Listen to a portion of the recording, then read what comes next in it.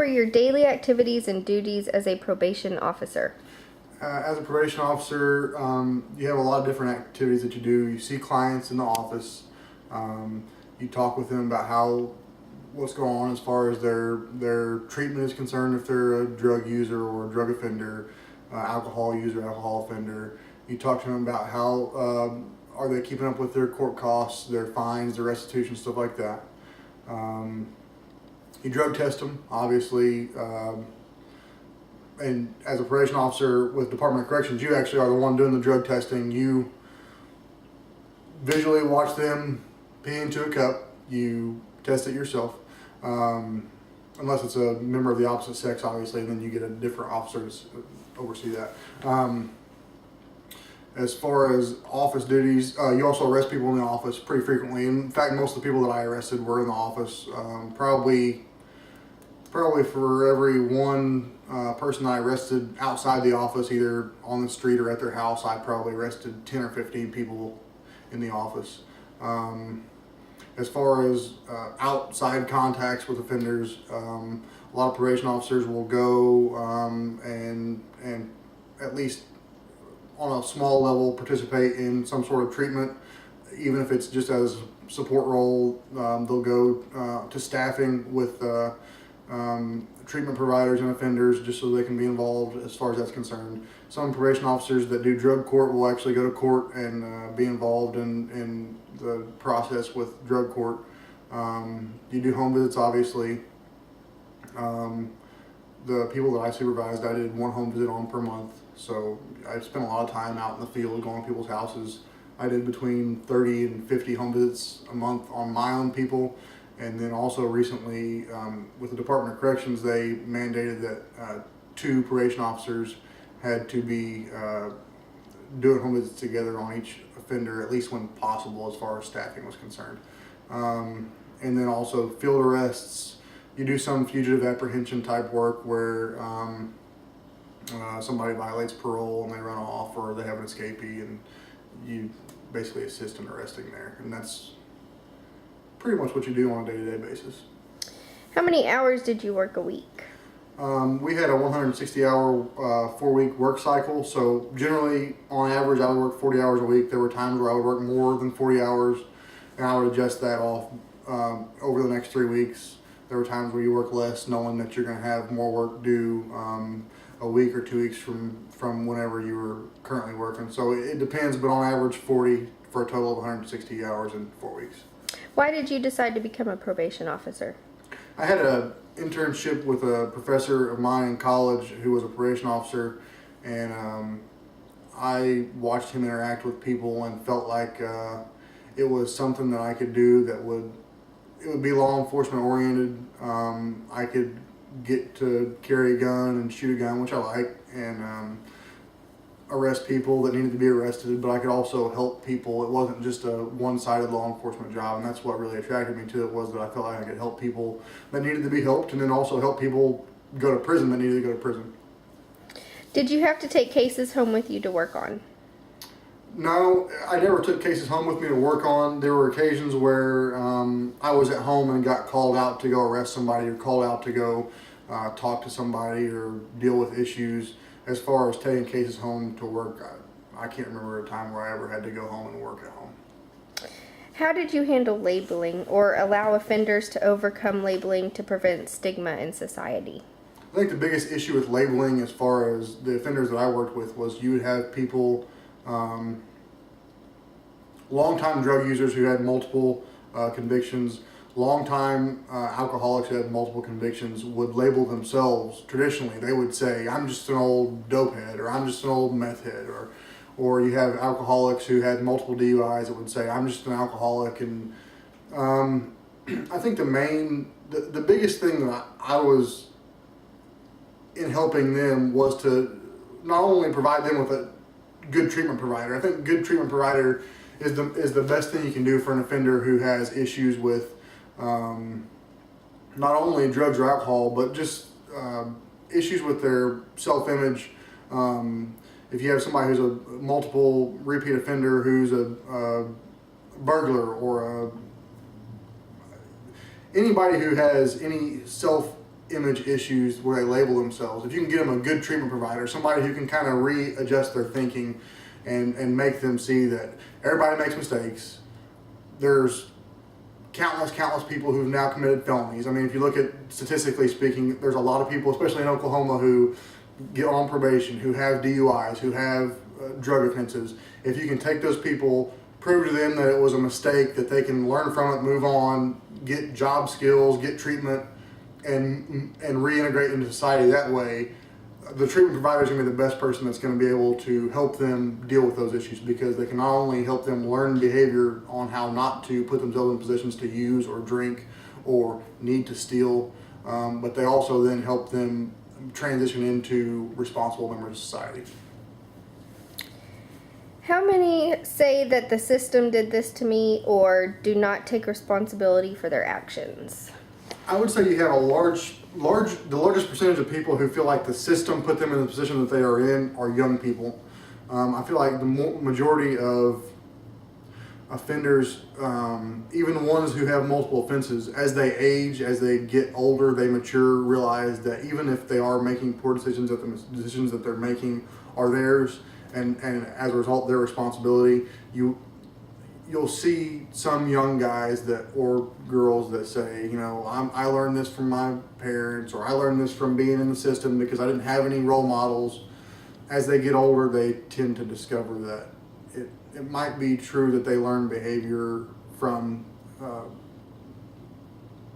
quote unquote the system, being that they didn't have any positive role models, but it's still their responsibility. And so the older they get, the more they tend to grow out of that, in my experience. What learned behavior do you think contributes the most to juvenile delinquency? I would say family members using drugs and alcohol at an early age, and obviously not like responsible alcohol use. I'm talking about family members who are alcoholics, who drink every day starting at 10 a.m. There were several occasions where I would pull up in somebody's front yard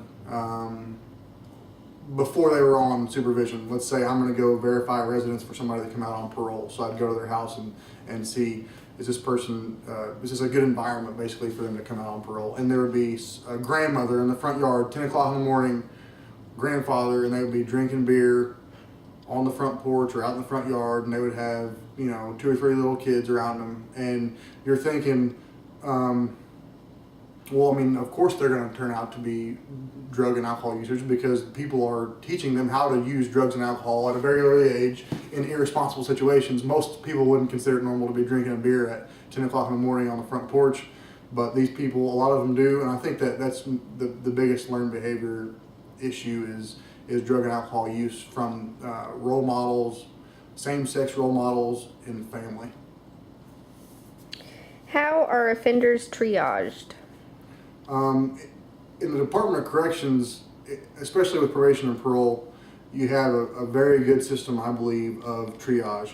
They believe that there are certain offenders who are at low risk, and they have a good assessment tool that they use called the level of service inventory. It's a group of questions that you ask offenders, and it has to do with their drug and alcohol use, their past criminal behavior, their history of violence, mental health issues. You assess them. It takes between an hour and 2 hours. They have a score.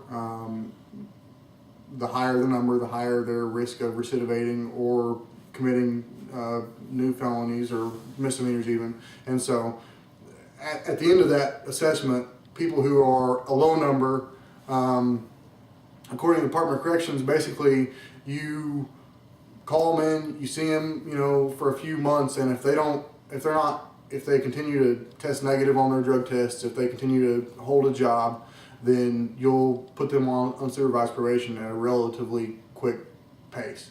The people who are at a very high risk to recidivate, the people who are active drug users, who are in the throes of being addicted to hardcore drugs, who have multiple violent felonies, those are the people that if they continue down that path, you're going to basically write a letter to the judge and ask that they go back to prison or go to prison for the first time. And so those people you spend less time on them because they're on their way back to prison. basically based on their answers that they give to you. I mean, it's not like you're doing a whole lot of detective work on it. There's a little bit, but most people answer this stuff honestly, and as a result, they get put into a high risk to recidivate category, and a lot of times it's pretty accurate. The people who are in the middle are the people that the Department of Corrections wants to concentrate on. They're the people that might end up going to prison, they might not. If you can concentrate most of your resources on those people, get them into treatment as they need to be into treatment, get them employed, most of the time you can keep those people from going to prison. And that's how they use triage. The people who are at a low risk, they don't get a lot of resources because they're probably not going to recidivate anyway. The people who are at a very high risk, they get their fair share, but they don't get as many as the people who are in the middle because they feel like those people are more, they're more able to keep them out of prison. Do you ever feel worse for certain offenders? There are cases where you do feel bad for people. I had a lady on my caseload once who was on probation for leaving the scene of an injury accident. She was at a bar or a club with her friends. A guy was harassing her. He would not leave her alone. And this is included in this report that I'm referencing is police interviews of multiple people, not just her friends. The guy was harassing her, wouldn't leave her alone. She finally decided she was going to leave. He followed her out of the bar. He tried to grab a hold of her. She pushed him away. She went and got in her car. She's driving out of the parking lot with her friends. She's not impaired. I mean, she might have had a drink or two, but she was not drunk. They didn't charge her with drunk driving. Guy jumps out in front of her car because he's trying to, he won't leave her alone. She hits him. She's scared because she's thinking this guy's going to attack her. He breaks his arm or leg or something. She leaves because she's scared, and she got charged with leaving the scene of an injury accident. I didn't feel like that was fair. Obviously, she didn't feel like it was fair.